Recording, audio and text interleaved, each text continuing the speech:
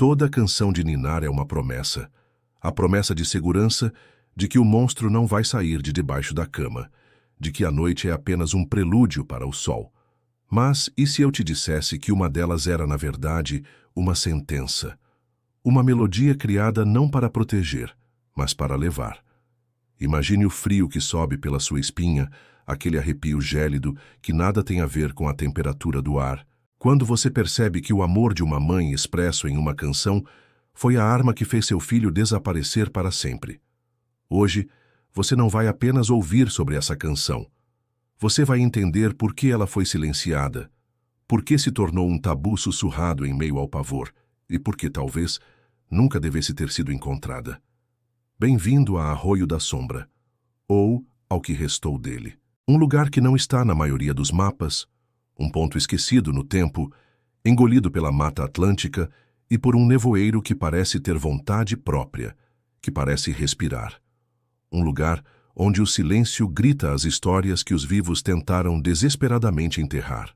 Por quase 200 anos, as pessoas daqui viveram sob uma lei não escrita, um pacto de medo selado de geração em geração. Um tabu aterrorizante: era proibido cantar para seus filhos dormirem. Pense nisso, um gesto tão fundamental de carinho, tornado um ato de perigo mortal. Isso não acontecia por falta de amor, muito pelo contrário, acontecia por um excesso de medo. Porque aqui, uma melodia específica não trazia o sono, ela trazia o fim. Eles acharam que o tempo apagaria as marcas, que o esquecimento curaria a ferida coletiva que apodrecia a alma da vila. Mal sabiam que algumas cicatrizes não saram, elas infeccionam, se aprofundam com o passar dos anos, envenenando as raízes da comunidade. A ferida de Arroio da Sombra é uma canção de ninar. E nós hoje vamos colocar o dedo nela juntos. Para entender a maldição, primeiro você precisa sentir o lugar. Você precisa caminhar por essas ruas de pedra, sentir a umidade que nunca abandona as paredes das casas.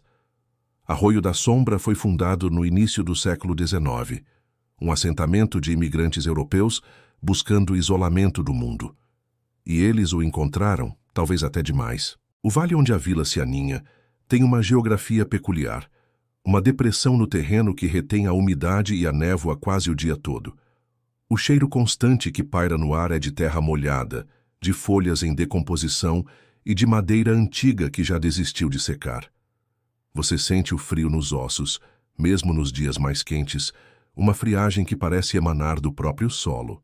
É um lugar onde segredos podem facilmente apodrecer sem serem perturbados, onde o som é abafado pela cortina branca do nevoeiro. Eles não construíram uma vila, eles construíram uma tumba a céu aberto.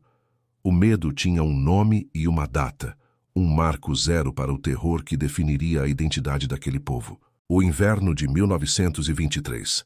Naquele ano, a névoa desceu mais espessa do que nunca e não foi embora por semanas, como um sudário cobrindo o vale.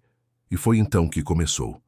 Primeiro, o pequeno Klaus, de 5 anos, cujo riso era a única coisa que parecia cortar a densidade do ar. Depois, as irmãs Elsa e Marta, encontradas desaparecidas da mesma cama que dividiam. No total, 7 crianças, todas com menos de 8 anos, todas levadas pela noite. O padrão era o mesmo, e era isso que o tornava insuportável, a consistência metódica do horror, sem sinais de arrombamento, sem pedidos de resgate, sem um único rastro na lama lá fora. Apenas uma cama vazia e uma janela ou porta entreaberta, convidando o frio e o desespero para dentro. A comunidade se desfez em pânico. Procuraram por lobos, por sequestradores, por qualquer explicação lógica que pudesse dar forma ao seu pavor.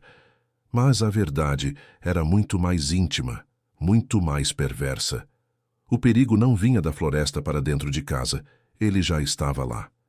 No auge do pânico, quando a razão já havia abandonado até os mais céticos, os anciãos da vila se reuniram na pequena capela de madeira. E a decisão que tomaram foi bizarra, quase insana para um olhar de fora.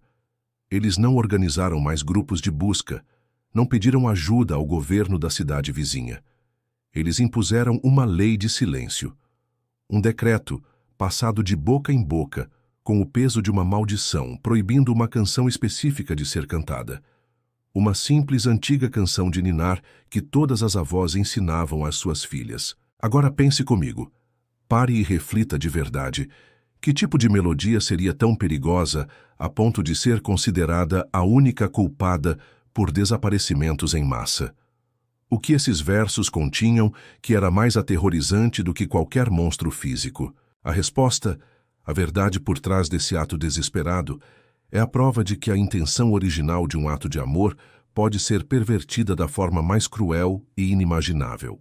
Documentos paroquiais amarelados e diários com a tinta desbotada, encontrados no porão da antiga capela, revelam uma verdade surpreendente, uma camada de tragédia que torna tudo ainda mais doloroso.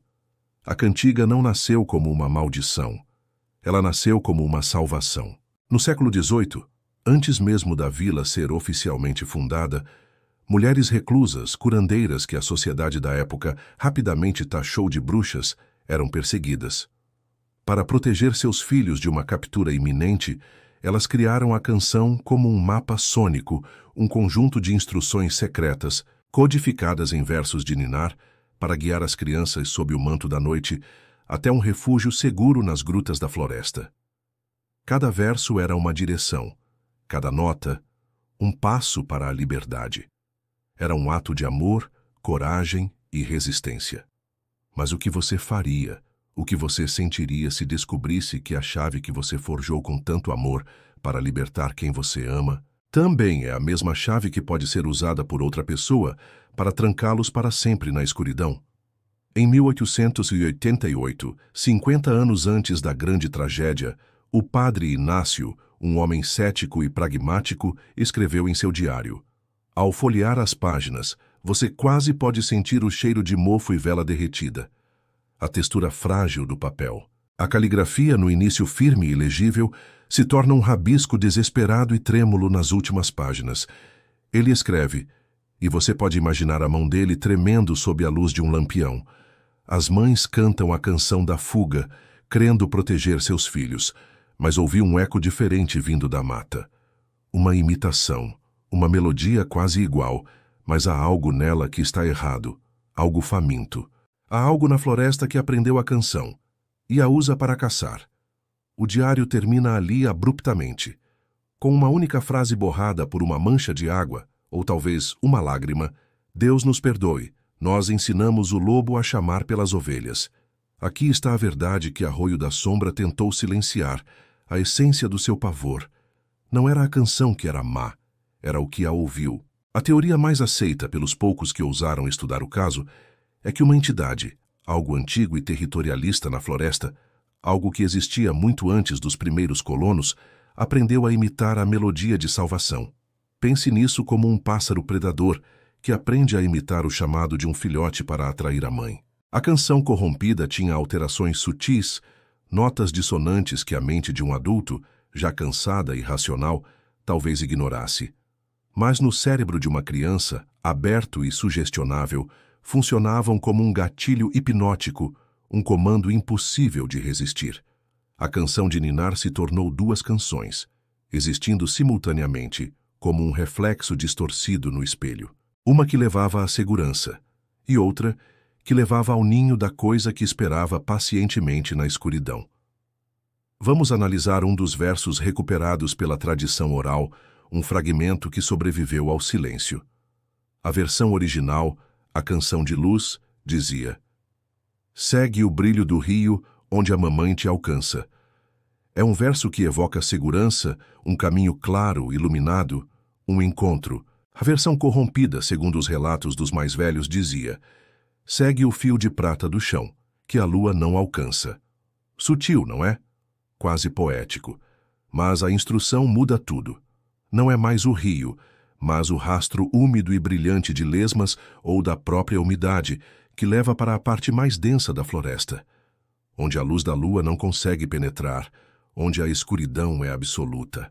Outro verso falava: pisa na pedra com musgo e encontra teu balanço, sugerindo um ponto de descanso, um lugar firme. A versão sombria: pisa na pedra que chora ao musgo e encontra o que te balança. A pedra que chora era como os antigos chamavam uma formação rochosa na beira de um barranco. uma pedra sempre escorregadia pela água que brotava dela. A canção não era mais um mapa, era uma armadilha, verso por verso. E isso nos traz de volta ao inverno de 1923, ao seu clímax de dor, ao último desaparecimento, o que finalmente selou o pacto de silêncio. O caso de Anabela, de 6 anos. Seu pai estava viajando a trabalho. Sua mãe, Helena, estava apavorada com os sumiços que assolavam a vila. Por semanas, ela se recusou a cantar, embalando a filha em silêncio, o coração martelando no peito.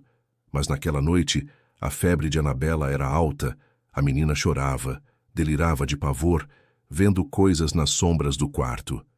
E Helena, em um ato de puro desespero e amor maternal, fez o que qualquer mãe em qualquer lugar do mundo faria. Ela tentou acalmar sua filha. Ela cantou a única canção de ninar que sua avó lhe ensinou, uma melodia que estava em sua família há gerações.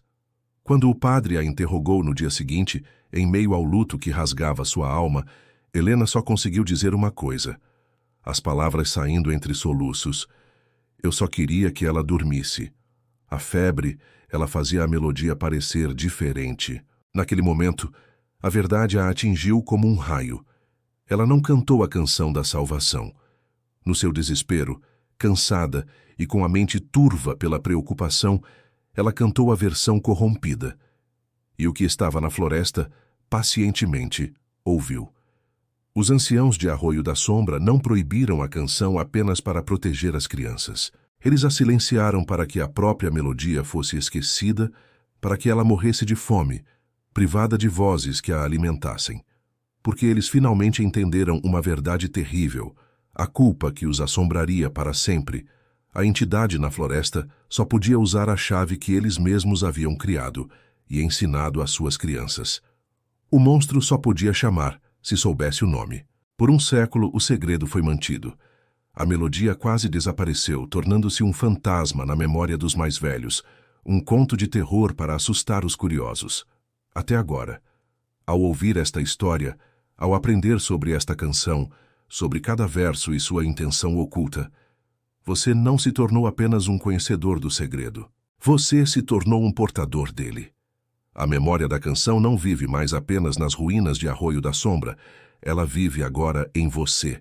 A pergunta final, então, não é sobre o passado, é para você, agora, neste exato momento.